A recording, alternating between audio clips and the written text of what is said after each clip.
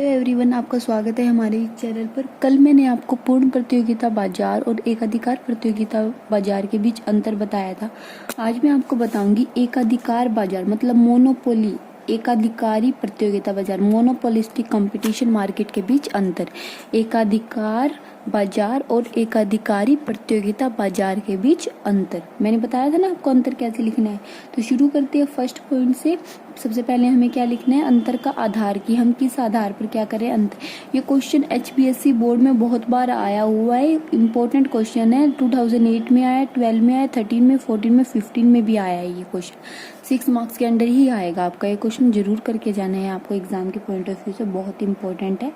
ठीक है, तो शुरू करते हैं फर्स्ट पॉइंट से। फर्स्ट पॉइंट है हमारा विक्रेताओं की संख्या, नंबर ऑफ सेलर्स। एकाधिकार बाजार की वह स्थिति होती है जिसमें किसी वस्तु का केवल एक ही विक्रेता होता है। पता है ना आपको, एकाधिकार जिसपे सिर्फ एक ही व्यक्ति का, अकेले व्यक्ति का क्या होता है, एकाधिकार होता है, अधिकार होता है, उसे हम क्या कहते हैं, एकाधिकार बाजार।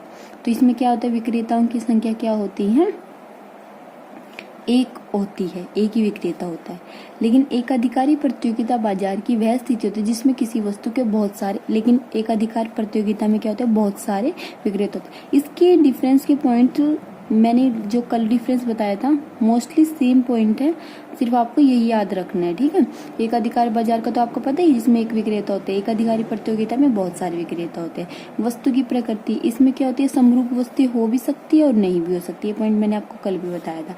लेकिन इसमें क्या होता है, समरूप वस्तु, एकाधिकारी प्रतियोगिता की दशा में वस्तुएं समरूप नहीं होती। वस्तु भिन्नता एकाधिकारी प्रतियोगिता का आधार।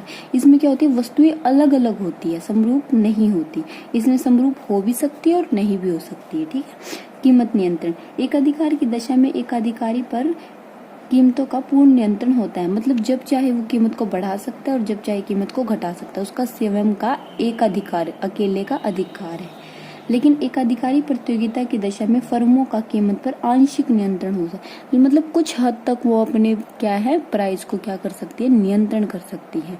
ठीक है, नहीं तो प्राइस किसके अकॉर्डिंग डिसाइड किया जाता है, मांग और पूर्ति के आधार पर डिसाइड किया जाता है। उसके बाद है AR और MR। एकाधिकार की दशा में AR और MR मैंने बताया था ना, नीचे की ओर झुका होता है, मैंने कल डायग्राम में भी दिखाया था आपको।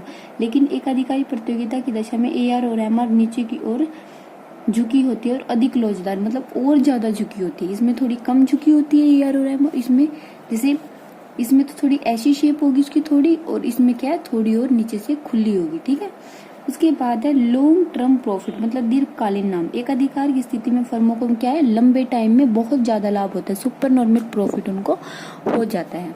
लेकिन क्या होता है, एकाधिकारी प्रतियोगिता की दशा में फर्मों को सामान्य लाभ, मतलब नॉर्मल प्रॉफिट ही होता है, जैसे परफेक्ट कंपटीशन मार्केट में होता था। उसके बाद है फर्मों का प्रवेश। एकाधिकार की दशा में बाजार में नई फर्मों के प्रवेश पर प्रतिबंध होता है। नई फर्में क्या है, बाजार में प्रवेश नहीं कर सकती। क्यों? क्योंकि उनको लाइसेंस और पेटेंट अधिकार प्राप्त करना पड़ता है पहले। उसके बाद है एकाधिकारी प्रतियोगिता की दशा में बाजार में फर्में स्वतंत्र रूप से प्रवेश कर सकती है। लेकिन इसमें क्या है, जब चाहे उत्पादन कर लिया, जब चाहे उत्पादन बंद कर सकते हैं। ठीक है, उसके बाद विक्रय लागतें। एकाधिकार की दशा में प्रारंभ में ग्राहकों को अपनी वस्तु और सेवाओं से अवगत कराने के लिए एकाधिकारी को विज्ञापन, मतलब शुरू में क्या करना पड़ता है, एकाधिकार बाजार में शुरू में क्या करना पड़ता है, वस्तुओं को अवगत कराने के लिए, ताकि वस्तुओं को लोग खरीदे, इसलिए उनको क्या करना पड़ता है, विज्ञापन पर खर्च करना पड़ता है। विक्रय लागतें क्या होती है, करनी होती है। एकाधिकार प्रतियोगिता में अपेक्षाकृत विक्रय लागतें और अधिक होती है, क्योंकि इसमें क्या होता है, कंपटीशन ज्यादा होता है, विक्रेता बहुत सारे हो जाते हैं, तो हर विक्रेता चाहता है कि उसकी वस्तु की मांग क्या हो, ज्यादा हो।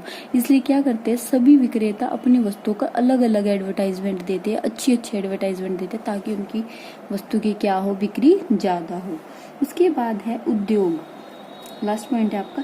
एकाधिकार की दशा में बाजार केवल एक ही फर्म होती है, इसलिए उद्योग का प्रश्न ही नहीं होता। इसमें तो उद्योग होता ही नहीं, क्योंकि एक ही फर्म होती है, वही उत्पादन करती है, वही क्या करती है, विक्रय करती है।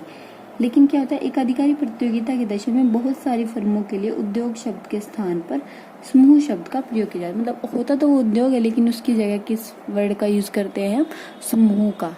ठीक है, ये आपकी पॉइंट हो गए एकाधिकार और एकाधिकारी प्रतियोगिता बाजार के बीच अंतर। कल मैंने पूर्ण प्रतियोगिता और एक अधिकार बाजार के बीच अंतर बताए थे। ये इस चैप्टर में से मतलब जो बाजार वाला चैप्टर है आपका, इसमें से आपके यही क्वेश्चन इम्पोर्टेंट है। डिफरेंस तो ये 2 इम्पोर्टेंट थे आपके, और उसके बाद मैंने फीचर इनके सबसे अलग से कराए हुए हैं आपको।